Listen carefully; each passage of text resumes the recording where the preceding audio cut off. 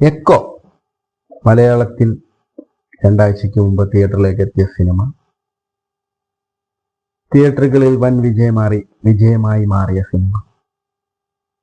ഇതുവരെ കാണാത്തവരുണ്ടെങ്കിൽ മിസ്സാക്കരുത്, തിയേറ്ററിൽ തന്നെ കാണും. OTT വേണ്ടി വെയിറ്റ് ചെയ്തിട്ട് കാര്യം. നല്ല ഒരു സിനിമ അനുഭവമാണ് എക്കോ. മിസ്റ്ററി ത്രില്ലർ ഗണത്തിൽപ്പെടുത്താവുന്ന ഒരു മലയാള ചിത്രം കൂടി. രഞ്ജിത്ത് അയ്യത്താൻ, ബാഹുൽ രമേശ് ടീമിന്റെ എക്കോ.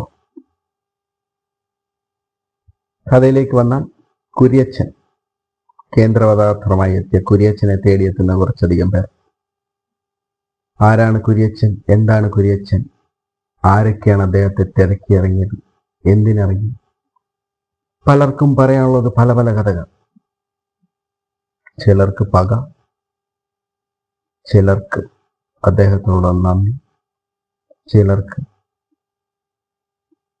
കേസ് അന്വേഷണവുമായി ബന്ധപ്പെട്ട പോലീസുകാർക്ക് അവരെ പിടിച്ചു കൊടുക്കാനുള്ള ആവശ്യം. അങ്ങനെ തുടങ്ങി പല പല ആവശ്യങ്ങളും പല പല കാര്യങ്ങളുമായി കുര്യച്ചനെ തേടി കുര്യച്ചന്റെ നാട്ടിലെത്തുന്ന കുറച്ചധികം പേർ. കുര്യച്ചൻ എവിടെയാണെന്നോ എന്ത് പറ്റിയെന്നോ ഒന്നും ആർക്കും അറിയില്ല. 5 വർഷമായി കാണാതായ കുര്യച്ചൻ ജീവിച്ചിരിപ്പുണ്ടോ എന്ന് പോലും സംശയം. കുര്യച്ചന്റെ വൈഫായ മാത്തിച്ചടത്തിക്ക് പോലും ഒരു വിവരവുമില്ല. കുര്യച്ചന്റെ കഥയുമായി കുര്യച്ചനെ തേടിയെത്തുന്നവരും കുര്യച്ചന് വേണ്ടി നിൽക്കുന്ന പല ആളുകളെയും നമുക്ക് ഈ സിനിമയിലൂടെ കാണാം. മെയിനായി കുര്യച്ചന് വേണ്ടി നിൽക്കുന്നത് കുറച്ചധികം നായകളാണ്. കുര്യച്ചൻ മലേഷ്യയിൽ നിന്നും കൊണ്ടുവന്ന പ്രത്യേക തരത്തിലുള്ള ഒരു ബ്രീഡ്. ഒരു യജമാനൻ മാത്രമുള്ള ആ നായ നല്ല ബുദ്ധിശക്തിയും ഉശിരോട് കൂടിയതുമായ നായ. യജമാനൻ എന്തു പറയുന്നു അതുമാത്രം അനുസരിക്കുന്ന ഒരു നായ. ആ നായയെ പോലെ ഒരു മനുഷ്യനുണ്ടെങ്കിലോ, നായേക്കാൾ നന്ദിയുള്ള ഒരു മനുഷ്യൻ. അതൊക്കെയാണ് ഈ കഥയിൽ പറഞ്ഞു പോകുന്നത്. കൂടുതൽ പറഞ്ഞ് ഞാൻ കുളവാക്കുന്നില്ല. നിങ്ങൾ സിനിമ കണ്ടു തന്നെ മനസ്സിലാക്കണം. സിനിമ കണ്ടിറങ്ങുമ്പോൾ കുറച്ചധികം ക്വസ്റ്റ്യൻസ് നിങ്ങളുടെ മനസ്സിലൂടെ ഇങ്ങനെ കടന്നു പോകും. ആരാണ്, എന്താണ്, എങ്ങനെയാണ് എന്നൊക്കെ. ക്ലൈമാക്സിൽ നിങ്ങൾക്കത് കുറച്ച് പേർക്കെങ്കിലും മനസ്സിലാകും. എന്നാലും കുറച്ച് ചിന്തിച്ചു കഴിഞ്ഞാൽ നിങ്ങൾക്ക് അത് ആ പസിൽ സോൾവ് ചെയ്തെടുക്കാൻ സാധിക്കും. പിന്നീട് എടുത്തു പറയേണ്ട കഥാപാത്രങ്ങൾ. പീയൂസായി എത്തിയ സന്ദീപ് പ്രതി മികച്ച പ്രകടനം, കയ്യടി അറിയിക്കുന്ന പ്രകടനം. മലയാളത്തിന്റെ പുതിയ നായകൻ, ഭാവിയുള്ള നായകൻ. അദ്ദേഹത്തിന് കിട്ടിയ റോൾ മികച്ച രീതിയിൽ സ്ക്രീനിൽ എത്തിച്ചു. പിന്നീടെത്തിയ അശോകൻ, നരേൻ, വിനീത്. മ്ലാത്തിച്ചേടത്തിയായി എത്തിയ ആ നടി, പേരറിയില്ല, അവരും നല്ല രീതിയിൽ തന്നെ ചെയ്തു.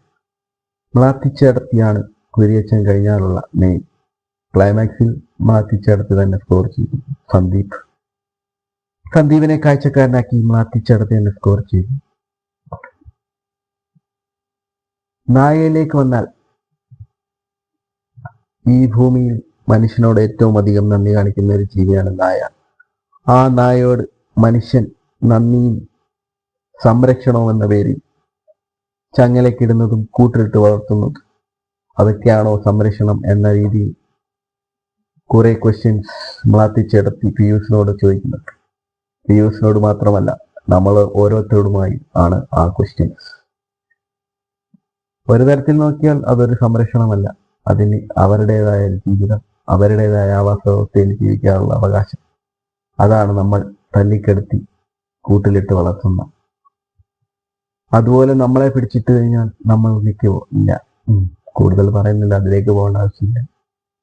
അപ്പോൾ ആ ബ്രീഡ്, മലേഷ്യയിൽ നിന്നും അദ്ദേഹം എത്തിച്ച ബ്രീഡ്, മലേഷ്യയിൽ പോയിട്ടുള്ള സീൻസ് കുറച്ച്, അവിടുന്ന് എങ്ങനെയാണ് മ്ലാത്തിച്ചേടത്തിയുമായി തിരിച്ച് കേരളത്തിലെത്തുന്നതും, അവിടെ എന്താണ് സംഭവിച്ചതും, ആരാണ് കുര്യച്ചൻ, എന്താണ് അയാൾ ചെയ്ത തെറ്റ്, അങ്ങനെ കുറേയധികം ക്വസ്റ്റ്യൻസ് ഉത്തരങ്ങളും നിറഞ്ഞ ഈ സിനിമ, മിസ്റ്ററി ത്രില്ലർ ഗണത്തിൽപ്പെടുത്താവുന്ന ഈ ചിത്രം മലയാള സിനിമയുടെ ഒരു വലിയ ഹിറ്റായി മാറി. ഇത് മിക്കവാറും വേറെ ലാംഗ്വേജിലേക്ക് റീമേക്ക് ചെയ്തു പോകാൻ ചാൻസ് ഉണ്ട്. ഉറപ്പായി എത്ര തരത്തിൽ വർക്കാവുമെന്നറിയില്ല. റൈറ്റ്സ് എങ്കിലും വാങ്ങിയിട്ട് പോകാൻ ചാൻസ് ഉണ്ട്. അതേലത്തെ വർക്ക്. ഇതിനു മുമ്പ് ഈ ടീമിന്റെ കിഷ്കിന്ധാകാന്ഡത്തിനോടൊപ്പം കൂട്ടാവുന്ന ഒരു ചിത്രം. ഇനിയും ഇതുപോലെയുള്ള ചിത്രങ്ങൾ വരട്ടെ എന്ന് പ്രാർത്ഥിക്കുന്നു. വെയിറ്റിംഗ് ആണ്.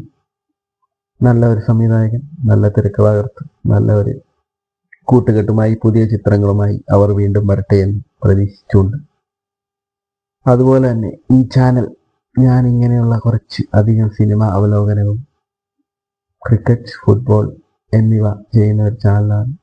എന്നെയും നിങ്ങൾ കുറച്ച് സപ്പോർട്ട് ചെയ്ത് മുന്നോട്ട് എത്തിക്കണമെന്ന് അഭ്യർത്ഥിക്കുന്നു. ഈ വീഡിയോ ഇഷ്ടപ്പെട്ടെങ്കിൽ ഒരു ലൈക്ക്, സബ്സ്ക്രൈബ്, ഷെയർ ചെയ്യാം.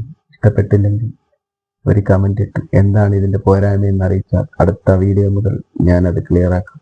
നിങ്ങളുടെ സഹകരണം, സഹായം എന്നിവ പ്രതീക്ഷിക്കുന്നു. കൂടുതൽ പറഞ്ഞു കൂട്ടുന്നില്ല, സമയം കളയുന്നില്ല. എക്കോ നിങ്ങൾ ഇതുവരെ കണ്ടിട്ടില്ലെങ്കിൽ തിയേറ്ററിൽ തന്നെ പോയി കാണേണ്ട ഒരു സിനിമ. OTTക്ക് വേണ്ടി വെയിറ്റ് ചെയ്ത് സമയം കളയരുത്. ഇങ്ങനെയുള്ള സിനിമകൾ നമ്മൾ വിജയിപ്പിക്കണം. അപ്പോൾ നന്ദി, നമസ്കാരം. Thank you.